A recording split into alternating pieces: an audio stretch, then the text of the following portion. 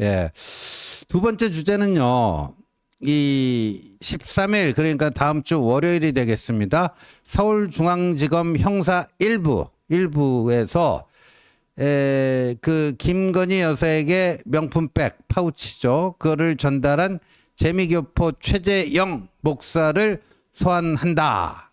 그래서 최재영이 이 사건으로 검찰 조사를 받는 것은 처음이다 하는 거고요. 최재영도 청탁금지법 위반 또 주거 침입 등의 혐의를 지금 받고 있는 단순히 이 뭐 고발인 신분이 아니고 피의자 신분이기도 합니다.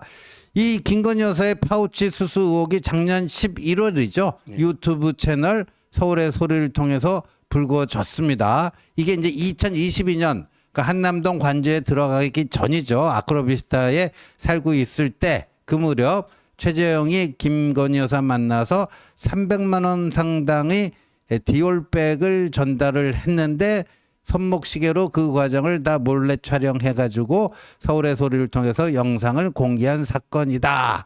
뭐 이런 거고 20일에는 또 서울의 소리 대표인 백은종을 청탁금지법 위반 혐의로 소환할 예정이다. 뭐 이렇게 되는데, 예, 이원석 총장이 이거 이제 이달 말까지 다 끝나겠다고 했어요. 그래서 이제 서 변호사님이 이제 한 보름 남았잖아요. 이제 13일부터 수사가 시작되면 결론 나올 때까지 한 보름 남았는데 관전 포인트 뭐 어떤 게 될까요? 지금 이제 그 검찰에서 네. 민주당은 이제 특검을 막기 위해서 약속 대련 아니냐 네. 이런 게 있는데 그건 아닌 것 같아요. 아마 이제 검찰의 분위기는 검찰의 운명을 걸고 아마 이제 그 권력 사건 다 떨자. 이 말은 이제 김건희 사건도 떨고 그다음에 이재명 것도 똑같은 기준으로 달게 떨자. 아마 이런 이제 그 의지의 표현이다. 이렇게 보이고요. 지금 그 세 명을요. 상당히 그 엘리트를 초엘리트 검사들을 거기에 투입을 했습니다. 형사 일부에 특수통 3명을 투입을 했죠. 예.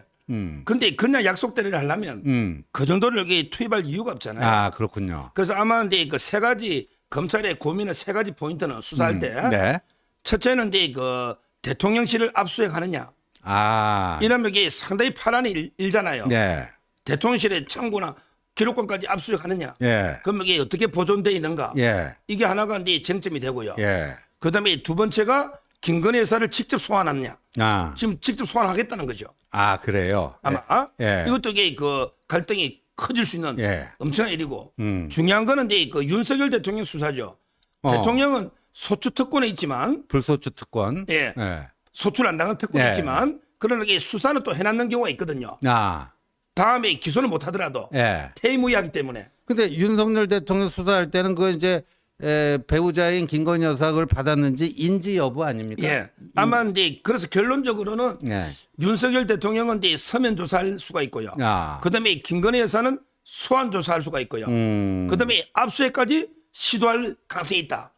이거는 이게 약속 대련이 아니잖아요. 그렇죠. 그러면 이게 아마 대통령실과 상당히 검찰이 대충돌할 이런 데 여지가 있는 거고요. 근데 제가 보기에 어떤 경우든 이게 김건희 여사가 처벌되는 경우는 없을 거예요.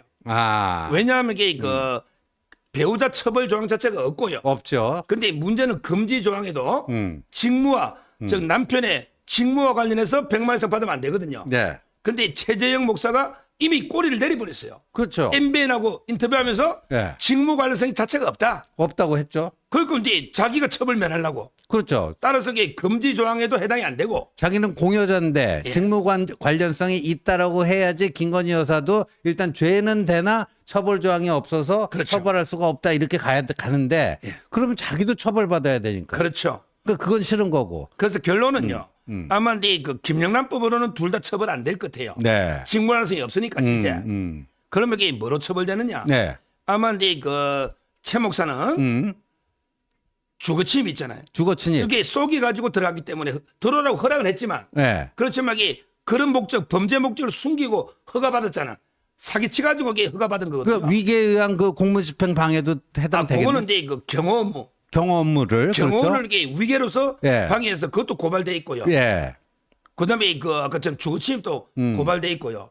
저는 더 중요한 거는 과연 이게 그 공작금 네. 300이나 네. 또는 이게 그 시계 몰래카메라 네. 이런 게 과연 서울의 소리가 구비했을까? 그러니까요. 이게 상당히 의심이 가요. 전 그런 돈이 어디서 나왔을까? 여기까지 조사해야 돼요. 그러니까 최재형의 그 이제까지 이 사람들 설명으로는 서울의 소리 측에서 이 이제 이 명품 파우치 구입 자금 또 이 몰래 카메라 손목시계 뭐 이런 것들 모든 것들을 자기 쪽에서 대주고 뭐 최재형이 뭐 어디 백화점 가서 샀다 이런 건데 저는 아닐 가능성이 대단히 높고 이 최재형이 북한 왔다 갔다 한 그거를 보면은 북한에 갔을 때 충분히 공작금, 대남 공작금을 받아왔을 가능성도 있어 보이고 거기까지 수사를 할 수 있을런지 모르겠네요.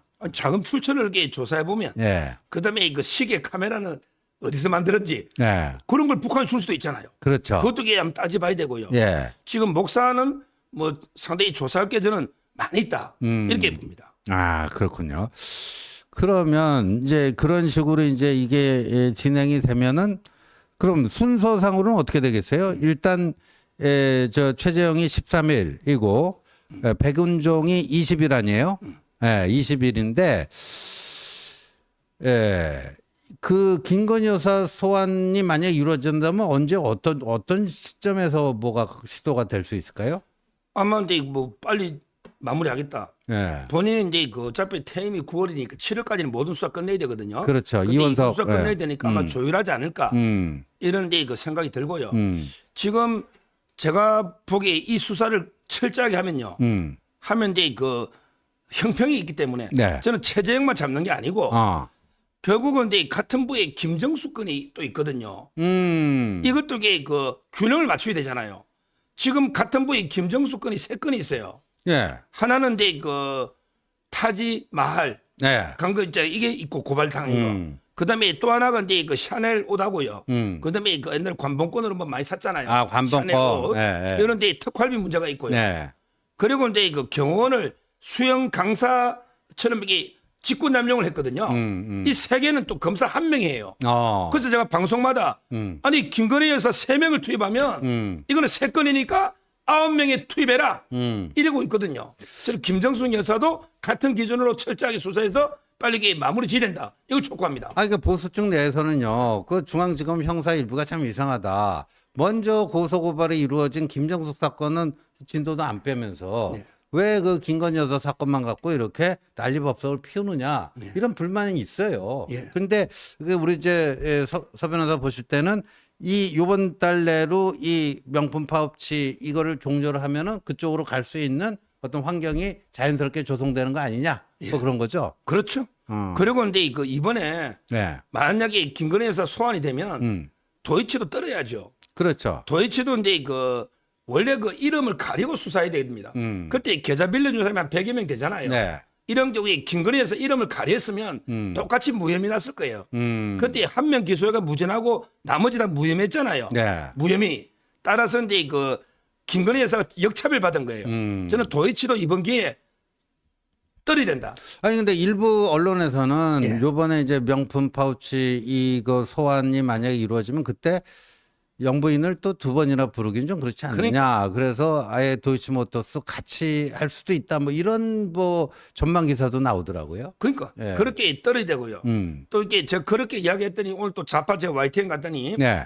상대편이 이제 김건희 여사 계좌는 뭐 1차, 2차 다 이용됐다고 몇 명 막 이렇게 또 좌파들이 떠드는데 그거는 이제 그 1차하고 2차 있잖아요. 네. 이거는 전혀 다른 사람이 다른 거고요. 2차는 이제 권오수 회장이 지금 좀 저는 억울하다 보지만 네. 1차 때 구속된 건 전혀 건이 별건이거든요. 예, 예. 따라서 이제 그건 앞에 공소시효가 지난 거 분명하고요. 예. 원래는 이게 뒤에 것도 15년이니까 공소시효가 지난 건데 예. 지금 권오수 회장 재판 때문에 권오수하고 공범되면 정지가 되거든요. 그 때문에 지켜보는데 제가 보기에 공범에는 증거 없잖아요. 따라서 이제 이거는 저는 공소시효가 끝나가서 공소권 없음으로 끝내야 된다. 이렇게 보이고요. 네. 여기서 참고로 또 좌파들이 야 김건희 여사 23억 버는 거 아니냐.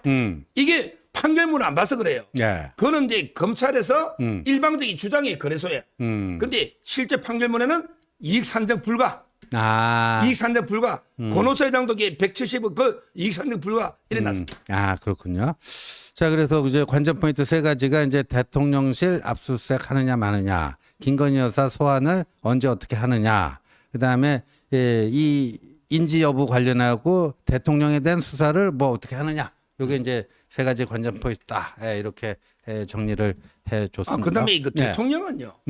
이거는 진짜 이게 대통령은 나중에 언론 보도 보고 알은 게 분명한데 그렇겠죠. 이걸 이게 또 적시 신고 있잖아요. 네. 그거는 이제 이미 그때 기록관으로 들어가 있었거든요. 대통령이 미리 알 수가 없잖아요. 그렇죠. 그러니까 미리 알았다는 증거도 없이 무조건 이게 대통령을 공개하는 거 이것도 이게 잘못된 거죠.